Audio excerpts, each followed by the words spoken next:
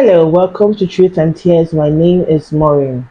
Today is another special episode and it promises to be transforming. The story being spoken here promises to be filled with love, faith, and purpose and healing. Today with us we have a beautiful lady. I want her to introduce herself. Hi everyone, my name is Dawn Onoha, and it's a pleasure to be here this moment. Thank you. Dawn of a new day. Yes, like Dawn, day don't break. they don't break. That's nice. Do you have an Igbo name? Cheerfula. That's the Dawn. Yes. Just the Igbo name is the English name. That's Yeah. nice. And what was it? It was just in my head, like, what was your parents thinking when they named you that? Actually, my name is Cheerful Ogochukwu Onoha. The Dawn is just I chose to twist my Igbo name so it sounds easier. Did you ask your parents why they named you that? Yes, my father said that when I was born, that he had this feeling in his spirit that his life had just started. So he said to himself, "Okay, cheerful, let's go and work." Yeah. Talking about your father. Growing up, what did father mean to you? Father meant protector, provider, meant a friend. But growing up was quite rough for me. I didn't get to experience that fatherhood love. I didn't get to experience that joy of having a father. So me, it always felt like I needed that fatherly love, but it wasn't there because my father was always this. He seemed harsh. His way of raising us was a bit harsh. Harsh. Strict or just harsh? Strict, maybe.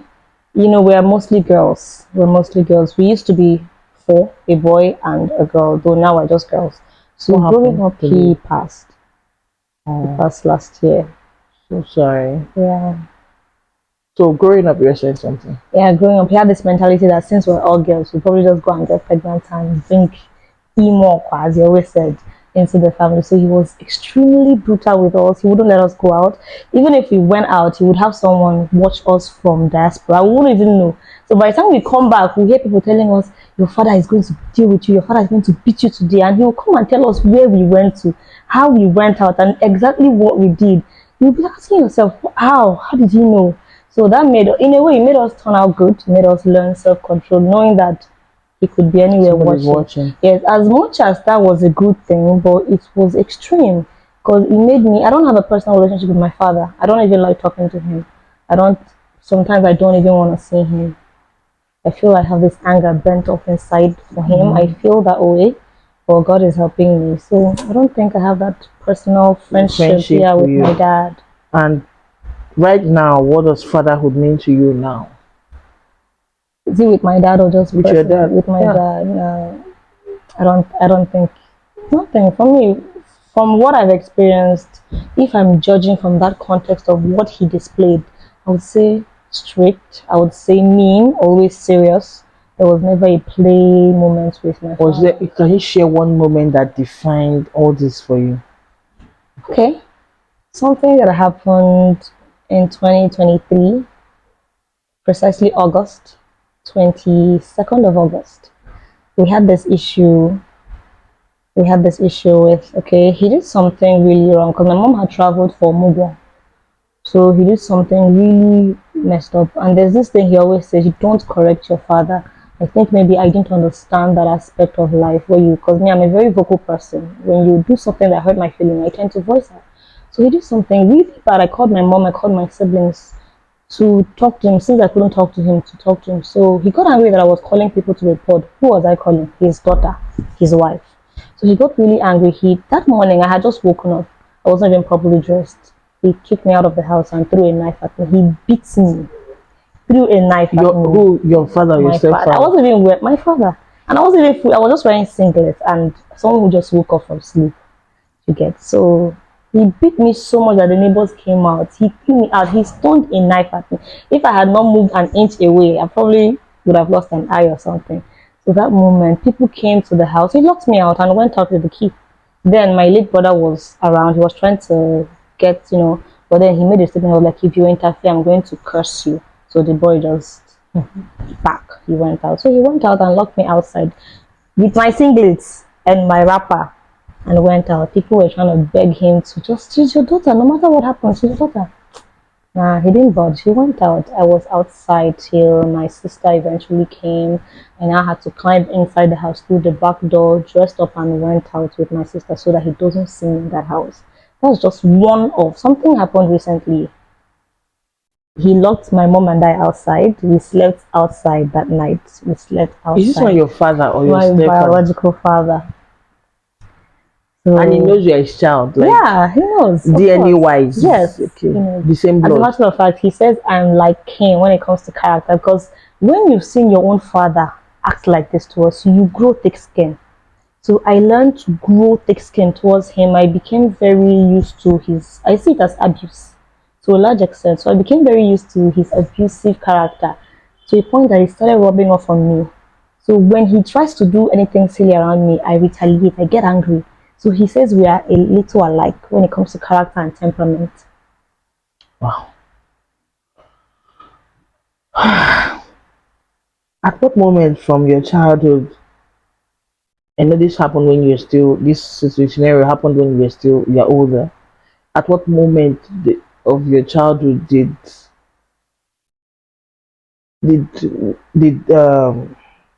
that still echoes in your heart? What has any experience happened in your childhood that till now, when you think about it, it triggers you, it gets you scared, it changes your whole mood, it changes your perception to people and all that? About my father, right?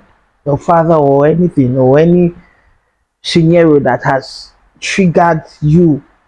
No, anytime you think about it, it triggers you. Well, there was this one, it's about relationship. Okay. So I was in a relationship with this really great guy, bless his soul. Wow, bless his soul again. He passed. Ha. Yeah. Okay, go on. So it was more like a 2 to 3 years relationship, and it was a very serious relationship, I must say. But then he passed in a very an accident, just very careless way. That morning I saw him. He was going out for an event, and that was it. He had an accident, and he didn't come back. So that really changed the way I see. I used to be very jolly friendly, but after that event, I don't think I want to associate with people anymore because I feel people could just die. Yeah.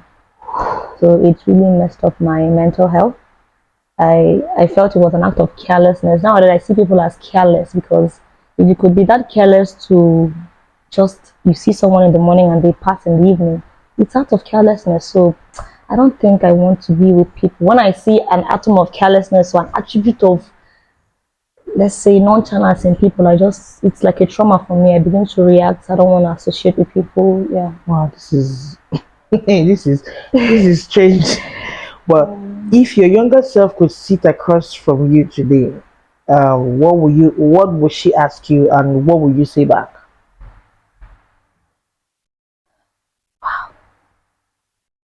Okay. If my younger self would see me today, first of all, I would have her tell me that I'm a strong woman because I'm very strong. I've been through a lot and I'm still smiling. I'm strong. But I would tell her to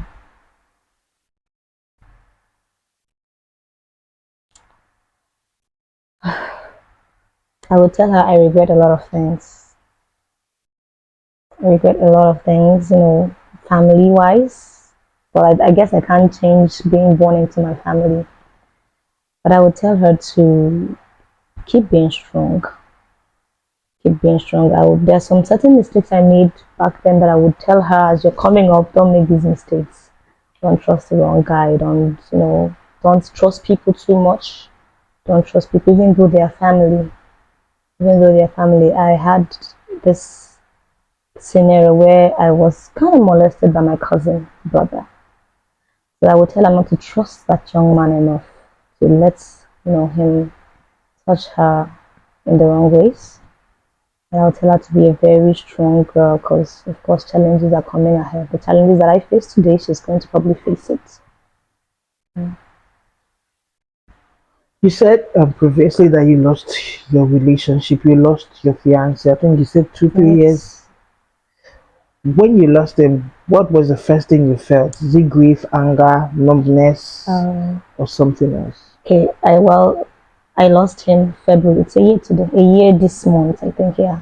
So I lost him last year February, but it was a 2 years plus relationship. So when he passed, I was first in denial. You know, when you saw someone this morning and you guys hug and they're telling you that he's no more. I didn't believe it. I felt maybe it was a prank. You know, young guys, it's just that adrenaline pumping. I felt, okay, no, it's a prank.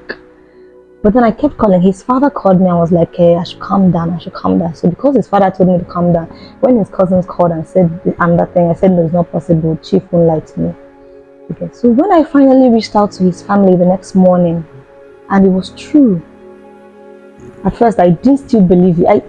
It wasn't making sense. I was like, people don't just die like that. It's not possible. It's not possible. So I didn't believe it. Until the next day, I was angry. I became so angry at God. I became so angry at the world. I became so angry at everything and anything around me. People would call me. My friends were trying to reach me. I didn't want to pick anyone's call because why would God let such a thing happen to me? Because, and that was a relationship that I held so dear. I was doing everything right in that relationship, and it just crashed. Because I've had my own fair shares in love in religion, and I just found that when I felt this is my jackpot, and all of a sudden that jackpot just Slipped off your hand. yes, I was angry at God. I said, God, I've served you. I've been a faithful daughter, and you let this happen. I didn't go to church no more. I just stopped going to church. I stopped singing. I stopped doing a lot of things. I stopped a lot of things, and I had to leave my space to a different place. I was in my friend's house. I stayed there for about a month. After the anger, I entered depression. It was like in stages. I experienced the 5 stages of grief that period. The first one was denial. The second one was anger. The third one was depression. I was depressed.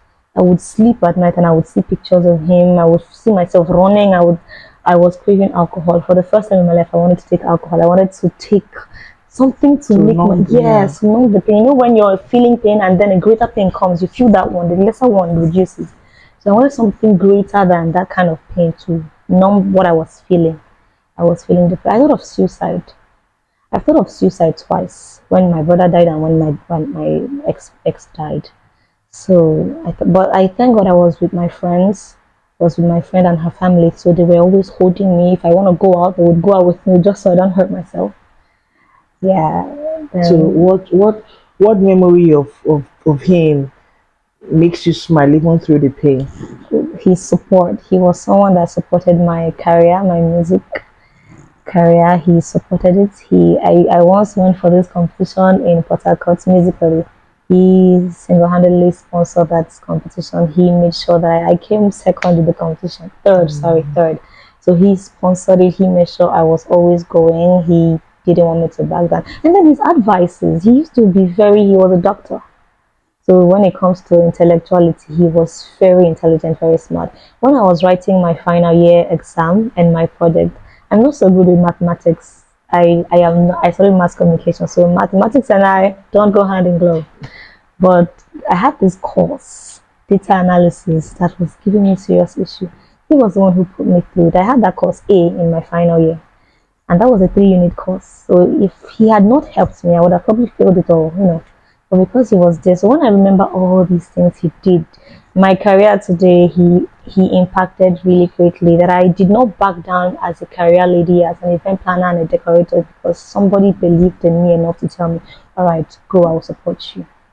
To think that you lost both your brother, your fiance.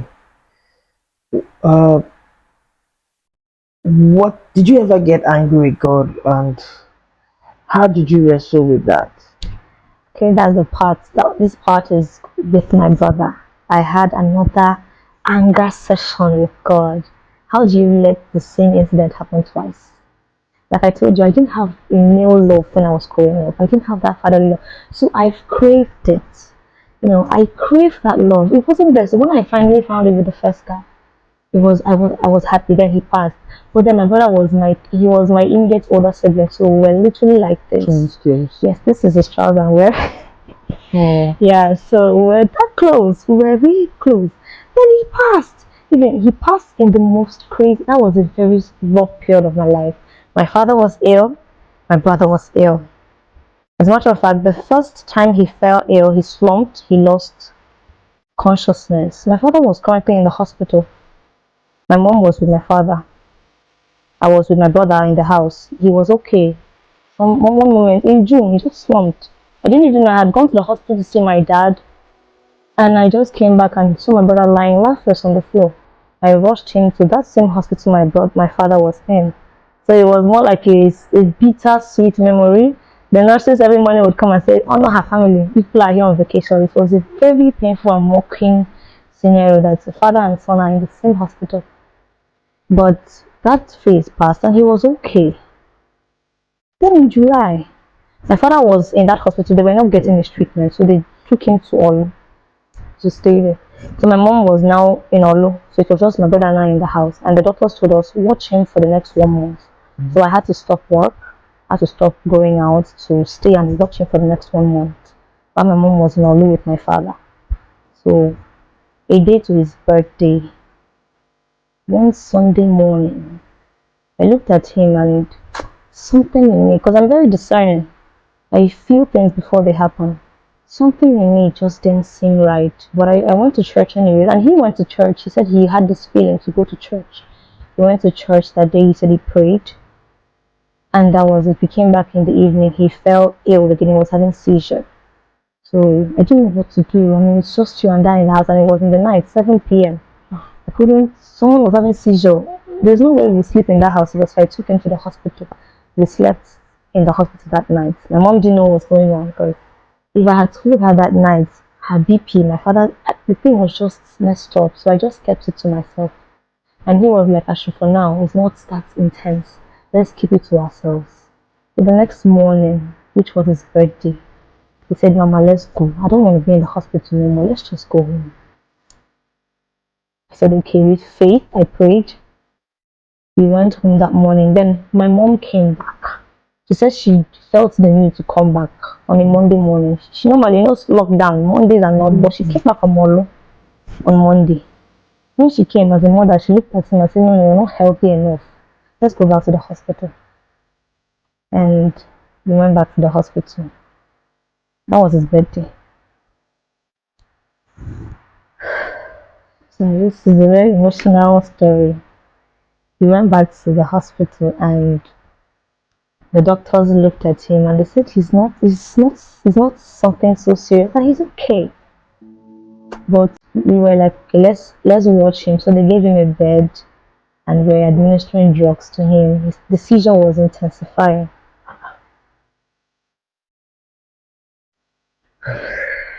Wow. I'm sorry, it doesn't. I understand. Sorry. So the seizure was getting worse. Along the line, he became unconscious.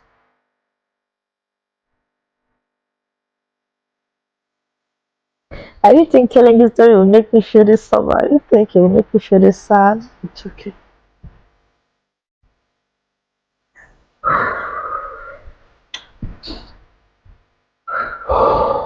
Just take your time. So he started screaming at some point. Before he became unconscious, he was screaming, acting all crazy, like it was in his head. So that Monday he became unconscious. He was not talking, he was just like that. The child that was very lively became unconscious.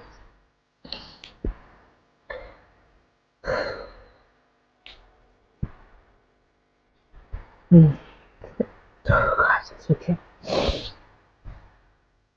The next day they said we should go for a CT scan because his head was sweating. His head was getting bigger, it was sweating and heat all over his face. Just At the hospital, what were they doing? They weren't doing much. They said go for a CT scan. Let's see that it could be a stroke, which it was a stroke.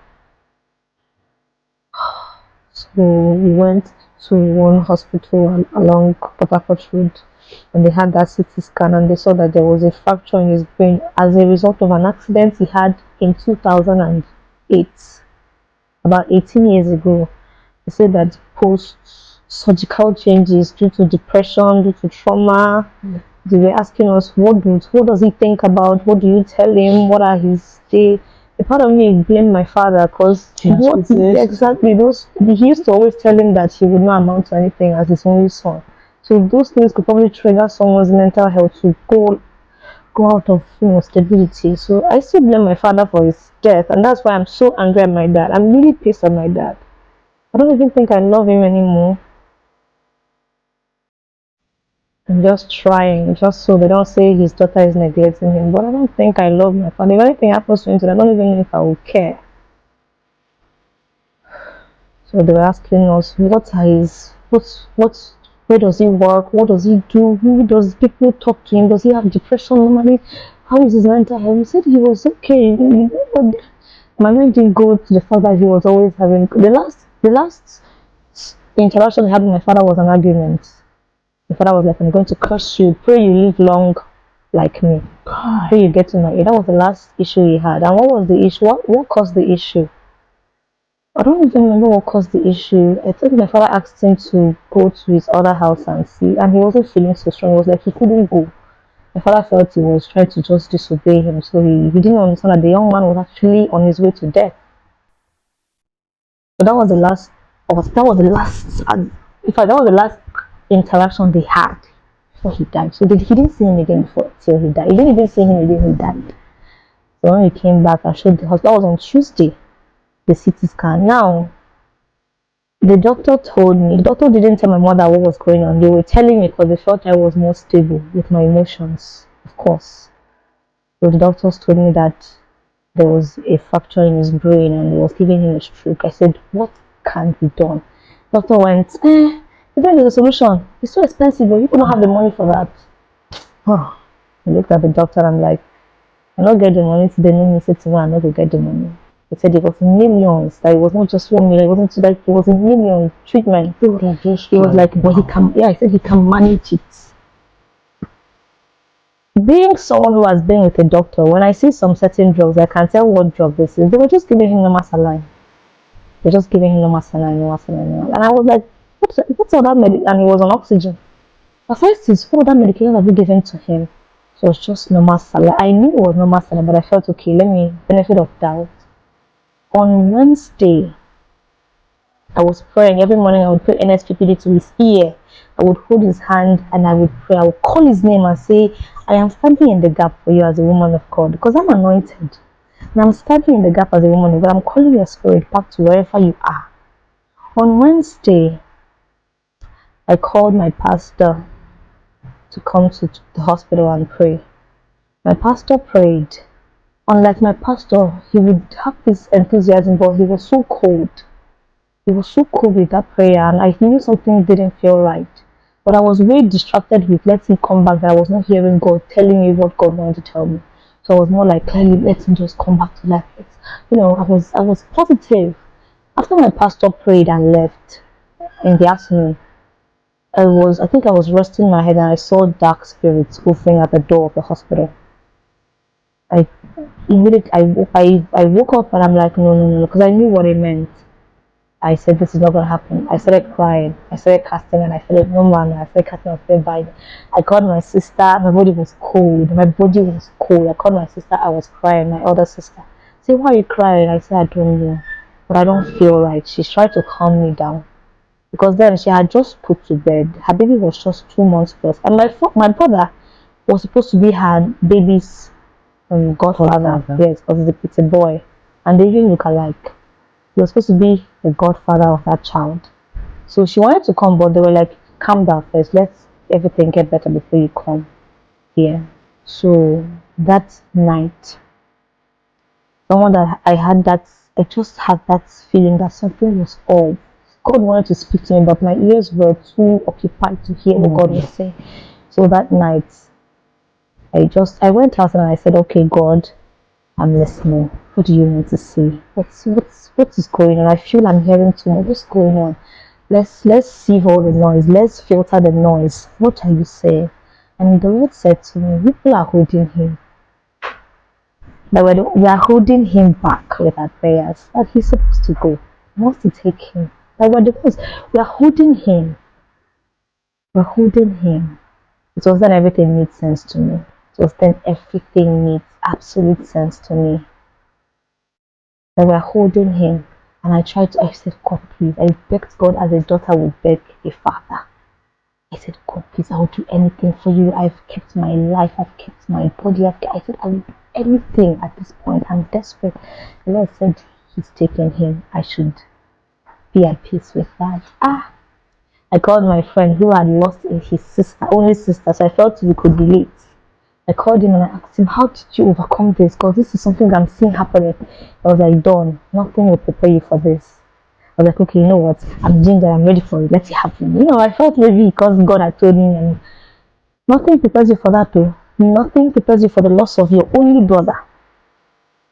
So I went inside and I told my mom, Mommy, whatever. I didn't want to tell her what was going to happen because the doctors, I knew the part. The doctors had already told me that his chances of survival was 50-50. In fact, 80-20, not 20-50, that he was really, really going. So I just went and I told my mother, Mommy, whatever happens, God is good. She was like, Kaka, Mama, you don't have faith again. I thought you've been here praying now. Why are you saying this now? It's a plan. I said, Mommy, now you know what's me. I don't hear no. So just whatever happens, don't scream, don't kill yourself. Just know that God has taken charge. I said, she started crying. I just left the room for her. I went downstairs. One man told me, come back, go back inside the room. I was outside. I wanted to really, but something just told me, go back inside now. I just rushed inside and I was sitting beside him, holding his hand still. I didn't know if I should pray or I didn't know. I didn't know. When God says, let him go, let's not enter his permissive will. Sometimes God's permissive will may not be so good. It's better, it's just, he said he wants to, let him go. Yeah. So I didn't know if I should pray or I just sat next to him there, holding his hand, looking at him. About 30 minutes later, I came into the hospital. He started palpitating, started breathing fast, started jerking up again. He did that thing five. I counted. He did that thing 5 times and he stopped. And he stopped. Mom said, Ma, he's no longer breathing up again. I said, I said, yes. I said, I stood up from his bed. I went to the next bed. Yeah, I said, it is well. Mom was like, what's happening? She was asking me. I said, Mom, calm down. I quietly went downstairs. I knew what had just happened. So I went downstairs. I called the nurse and said, come and check him. I don't even know what I thought. I was like, come and check him. I think something is wrong. I think he's doing well. I don't know what I said, but I know I sounded so calm when I called them. When they came up, they looked at me, looked at what had just happened. They looked at me, said, am I hearing? I know what happened. They were not understanding why I was so calm. They were trying to reconcile my calmness with the death of my only brother. Because they saw what I went through, they saw my prayers, everything. I said, I knew what happened. Mommy was all over the place. She was crying, she was wailing. How listen, Ebola, mothers, she was just everywhere. And I just called my friend. I told her, my brother has passed. And that was how that particular moment happened. I now entered the second phase of Shege. That period was really rough. My father became almost crippled. He could not walk. We had to carry him to, and it was a messed up. This thing was in July, last year, July. It was a messed up season in my life. I was so angry. I said, why is God making me go through? When your gold has to go through fire before it comes out purified. I said, why was God making me go through all this? Did I do anything? What did I do in life that God is putting me through this amount of fire? The pressure was too much. Well, then looking back, are you grateful to God that everything happened? Yes. And are you seeing why God allowed you to go through what you went through? Yes. I didn't think that I could be this strong. My greatest fear after I lost my ex was my brother dying. Actually, I said because he was one person that I loved and loved me genuinely. I didn't think my father loved me. So like, if I lose one more guy in my life, I would die. I was like, I would die. So when he died, I don't die. I was still there the last I'm day. telling you. So I realized that I'm like, God, thank you. So what would you tell someone that is going through what you're going through? Just trust God. In all you do, don't curse God.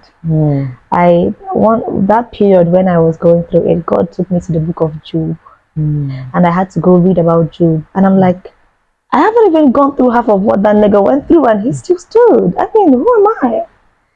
So when I was studying about Job, I realized, oh my God, my Redeemer lives indeed. And there's just been this, it's felt like my life turned around for the better. My character developed, my personality, everything about me. This was not me before. I was more like a yaya girl. I was very hot-headed, but life has calmed me down. You know when they say, No life. I think God, the God factor has stepped in. yes, and it was because of what I went through. Before I felt, I got it You all won't even know that He's even existing. yes, But now you have a conscious exactly, understanding yes, of who God is. exactly. You don't need anybody to cajole you. You don't even need anybody to preach to you. Yes, You have seen God. You've encountered God. Yeah, that's the word. I've encountered God. So thank you so much, Don, for sharing. Thank We hope to you. have you again on this podcast. It's a pleasure. Thank you so much. So you've heard it from her. Trust God. Trust God. That's all you need. You're not alone in that situation. Till I come your way again. Thank you so much for watching. God bless you. Bye.